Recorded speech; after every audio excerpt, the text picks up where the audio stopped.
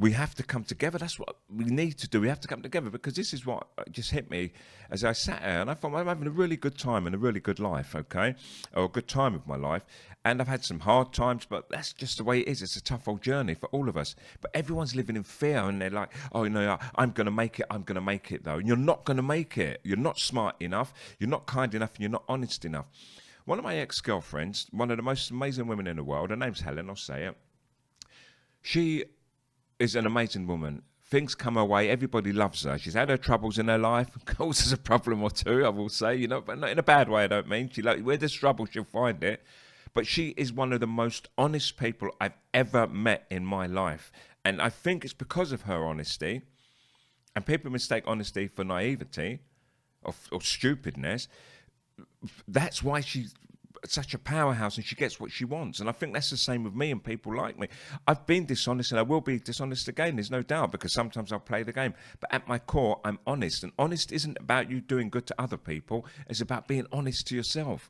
And when you're honest, people can see that, and people react in a particular way. It's just so obvious. I've experienced it and seen it time and time again. Now, if you live a life of honesty, as honest as that, even if it's to your detriment, you think to yourself, I could take something from work, or I could ask a friend or a colleague to lend me something rather than me stealing it. People may say, well, there's no point. There's no reward for being honest. And it seems that way. That's true.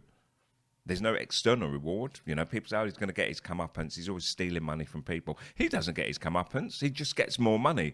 And those people are with less, and they make excuses for their weaknesses. Like, oh, don't worry, he'll suffer for it. And he won't.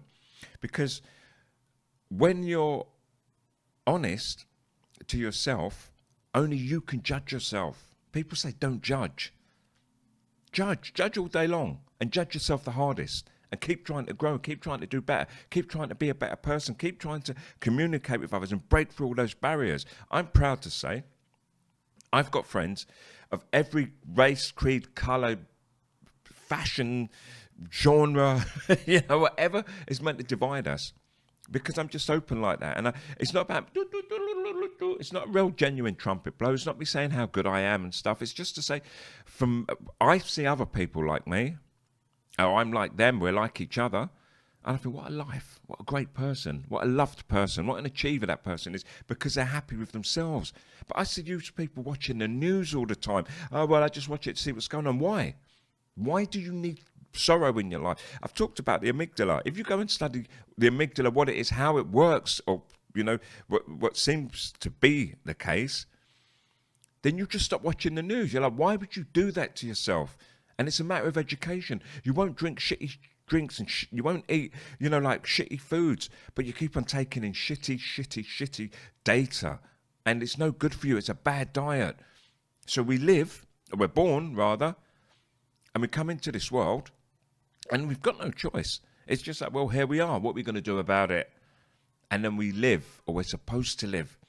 But we don't live for ourselves. We live for someone else and their ideals and their dreams. And once again, it's a very small tribe of people.